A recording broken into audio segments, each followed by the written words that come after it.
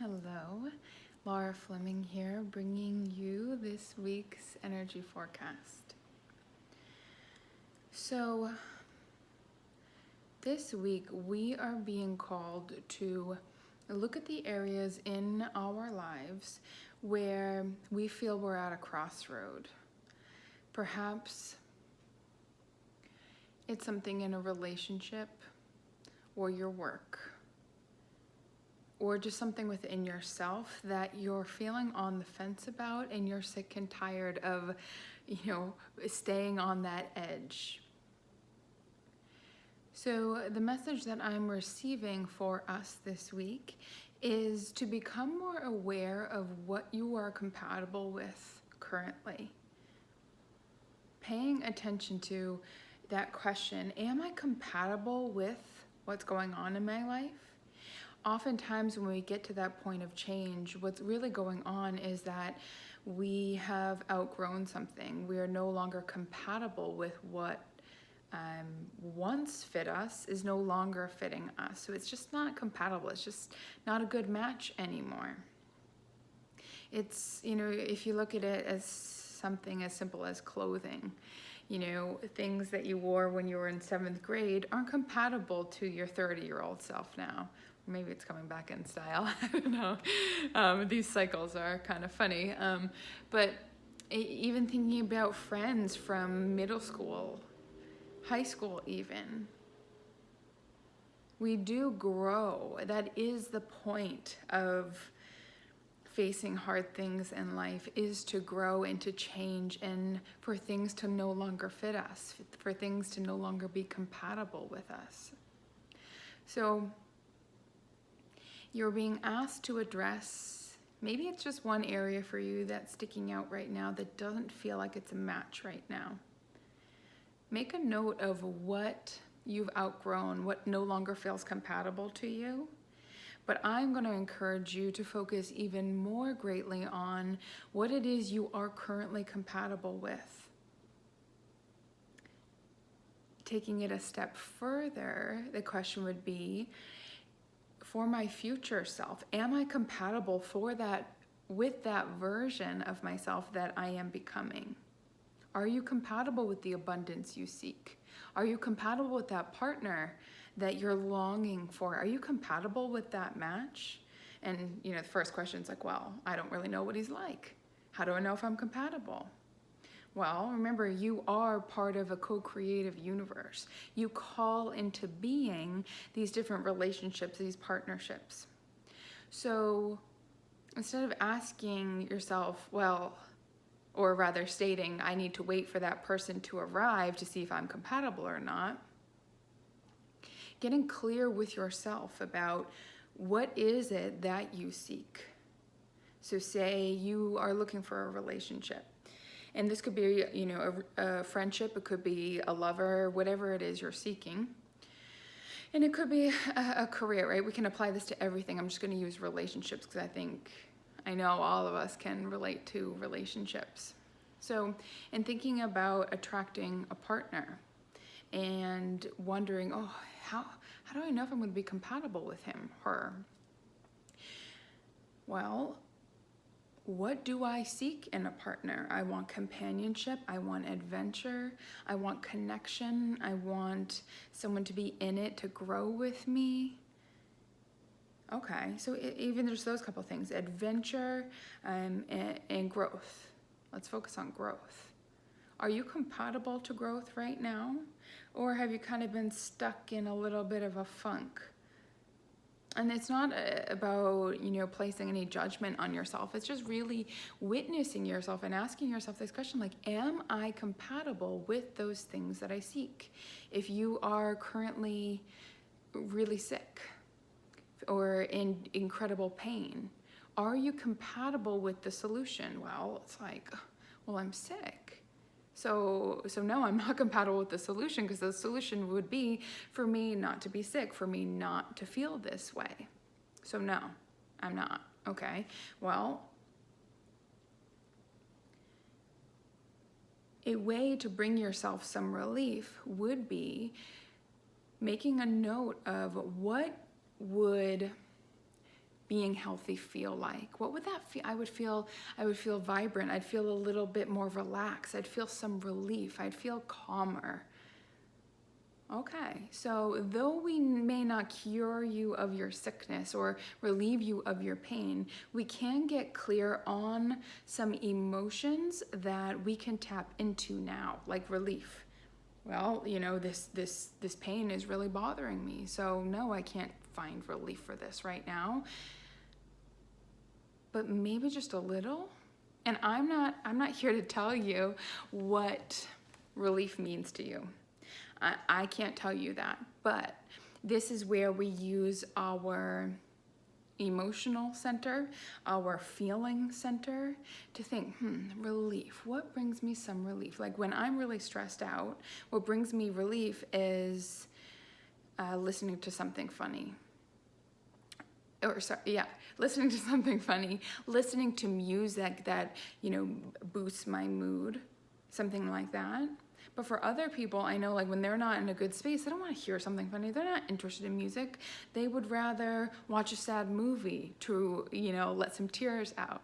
So we all have our ways that help us feel some relief. So a little story, as I always like to tell. I was setting up for this and I was sitting down right here like I always do. And I was like, I just like feel uncomfortable when I sit. In my work, I'm pointing over here because this is usually where I work, in my space, and I stand, I move, I'm moving my hands, I'm talking, I'm showing you things, and when I sit, it just doesn't feel natural to me. So I'm like, okay, I've gone over the hump of feeling nervous doing this. I've gone over the hump of feeling uncomfortable on camera, but physically I feel uncomfortable, so what's gonna bring me some relief? Standing up. I'm like, okay, here we go. This feels really good. And you're probably feeling an energy shift in me because I'm more compatible to who I want to be, which is confident, which is a clear channel. Not that I wasn't confident sitting down, but it's just a little bit uncomfortable for me. So becoming aware of the areas you want to shift, these crossroads that you may feel you're at right now, specifically this week. Asking yourself, am I compatible with my desire? And if I'm not, what does my desire feel like? And how can I tap into that energy? Like the pain thing, if your desire is to relieve yourself of pain, that's a big jump. So even heartache, right? Like I want to relieve myself of this grief I feel. Well, that's a big jump to go from grief to joy. So what if instead of jumping that huge thing, which I don't even think it's possible, you just move slightly in the direction of some relief?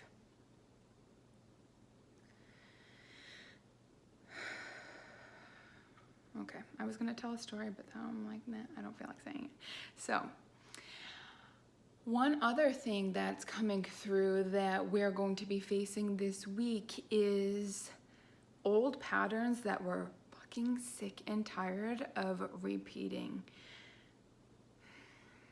But they don't repeat because you're supposed to be tortured. Things repeat, patterns repeat because you're being asked to address it once again and find another way of moving through it. So I have this kind of way of explaining it, and I think you'll get this. So for example, when I was in fourth grade, I had my first crush on this boy, and I didn't tell him, but I just thought he was so cool. We were very compatible, funny word, in terms of what we liked, what we were interested in, and it just felt really good. So one day I cut my friend in line. I cut my friend in line, and he called me out and was like, hey, you can't cut in line. And I was like, well, I'm doing it, so yes, I can. And he turned and said, well, you're fat, so you should probably get to the back of the line. And I was like, oh my gosh, like killed me. My first real taste of rejection from somebody that I was interested in. And granted, I was young, but hey, you know, things stick with you. So just this week, I had that memory come up and I'm like, oh my gosh. So whenever that kind of feeling, so I have that pattern recreate itself in my life, this kind of rejection pattern. And what we're being encouraged to do this week with these patterns, these painful patterns that show up in the most inconvenient times and make us feel so uncomfortable and unconscious, you know, just like out of it and just not yourself, not who you have become. So we're being asked to create some space from that pain. So this is the pain here. So this is the rejection, being called fat. And I didn't like my body. I was heavier and I just, you know, I compared myself to my beautiful sisters who were older and just like, oh, everything to me. So when the boy that I had a crush on called me fat, it was a stab to my heart. So major rejection here, right? This is the pain. This is the pattern of rejection that showed up in every relationship in every love relationship in my entire life until this recent one where I became aware of this pattern and shifted it. So pain shows up. Whatever your pattern of pain is, that shows up. The situation that caused that, I can't remember what exactly brought this rejection up.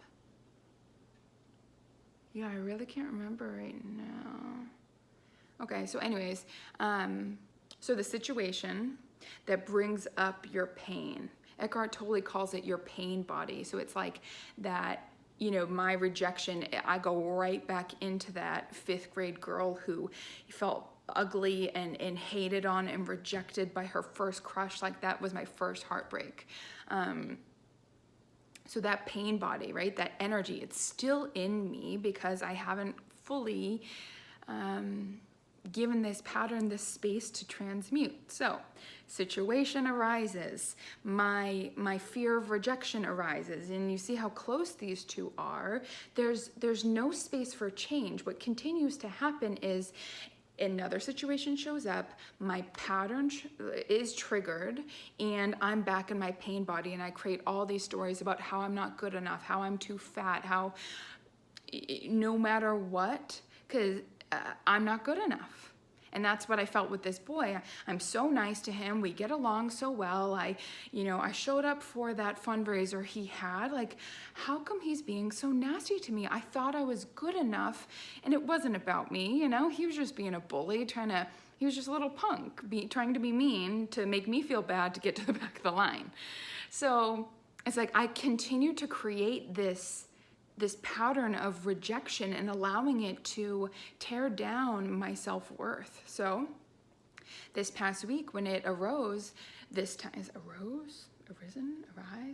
whatever the word is, the situation, my pain body, instead of taking it as I'm not good enough and kind of continuing the cycle, if I could turn my hands in a full circle, I would, continuing the cycle until the next time I felt rejected, I felt my pain body rise up, and I said, Laura, let's think about that first time you were rejected. And I want you to do this too. I want you to think of the first time you felt not good enough. And I had to sit and journal. I'm like, when was I when that first feeling? And I was in 8th grade, and then I was in 7th grade, and then I went back until that day, and I was like, oh, there it is. Okay. So I'm like, when was that rejection? Because I wanted to address the emotion. Like, what was really there? Why do I always pick apart my body specifically when I feel rejected? Well, first time, that's what happened. So I felt my pain body with the situation, and instead of, again, continuing the cycle, I created some space.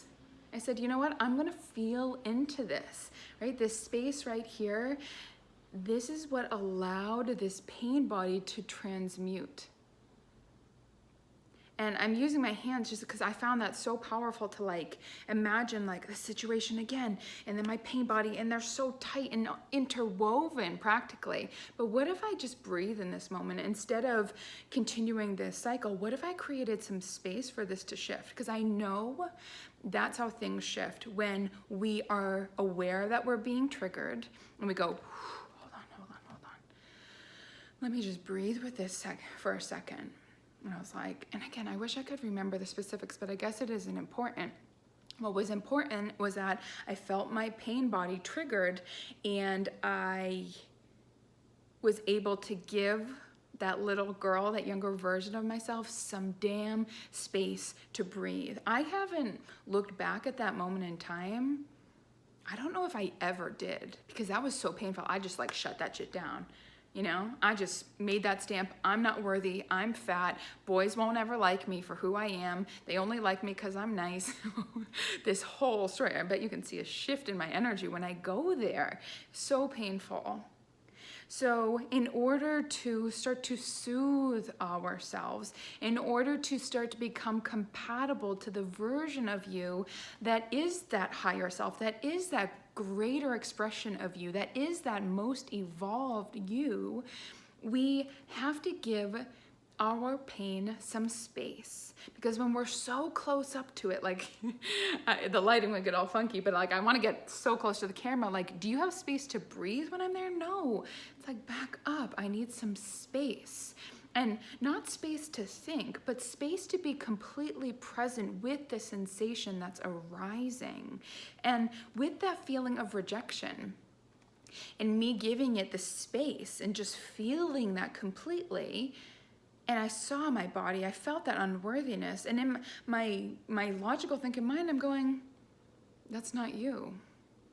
That's maybe how you felt in 5th grade. I can't remember 4th or 5th grade. But that's not who you are now. You're a woman now. You're not that little girl. If some boy called me fat now, I'd probably punch him in the face. No, just kidding. Well, kind of. You know, it just wouldn't, okay, if that's what you think, go ahead.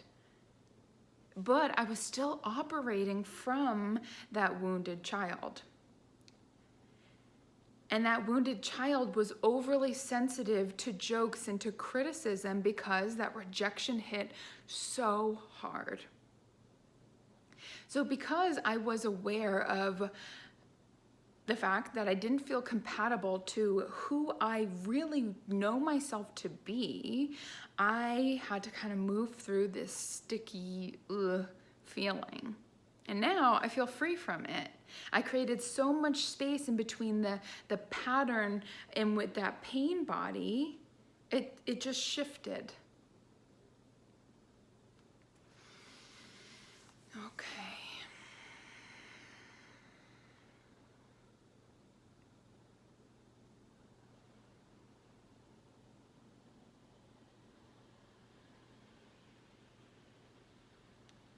So when I was in yoga class yesterday, my instructor read a quote, which I don't know fully, but the gist of what she said was yoga and these spiritual practices, these self-improvement activities, it's not about becoming something you are not,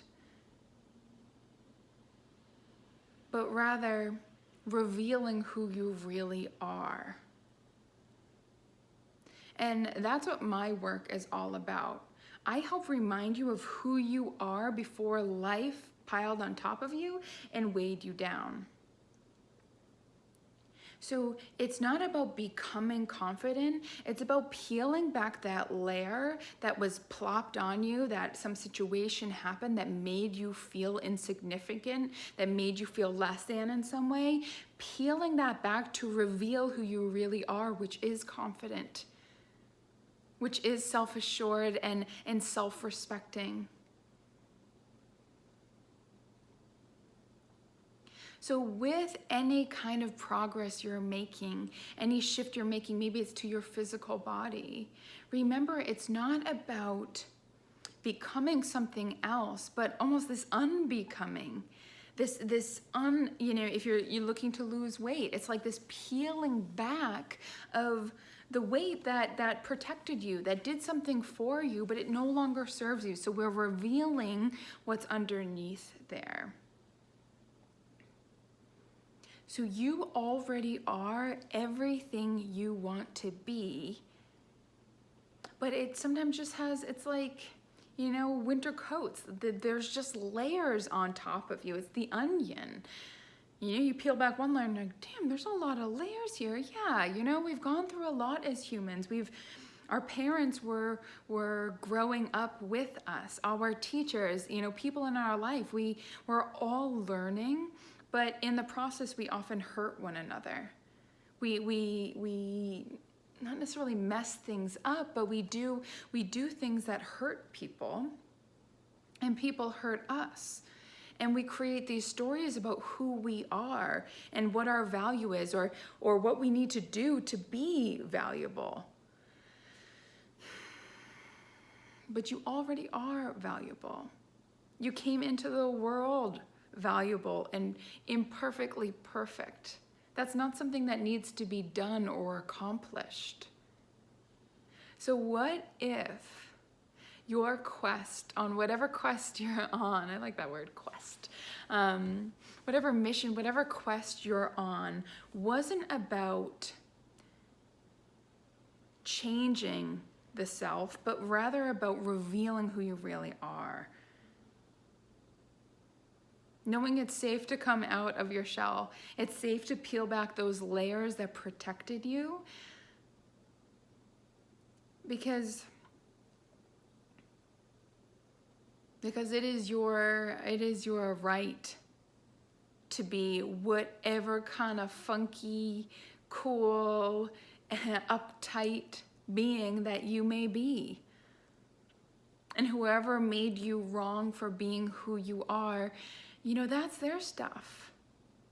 But part of their stuff being placed on you was about your personal evolution, was about you coming to know who you are.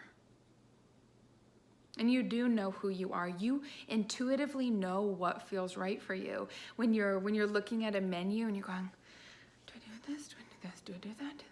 You know what one feels better to you, but sometimes we just don't want to say. Sometimes we don't want to be honest with ourselves about what we really want. But you know. And that's what I want to empower you to do in your life, is to trust your knowing. To trust that there's so many opinions of other people, but that's just it. It's their opinion. It's not necessarily your truth. So by becoming aware of what you are personally compatible with, it's going to allow you to kind of sift and sort through other people's opinions and really get down to the core of what is it that I want? What feels right to me right now? And if you're ever in this place of, I don't know what to do. It's not that you don't know. It's actually that the answer is hard to say. Maybe because you have a hard time choosing yourself. Maybe because, someone else's opinion you really value and you don't want them to be upset. But as I've said before, that's none of your business how people handle your life choices.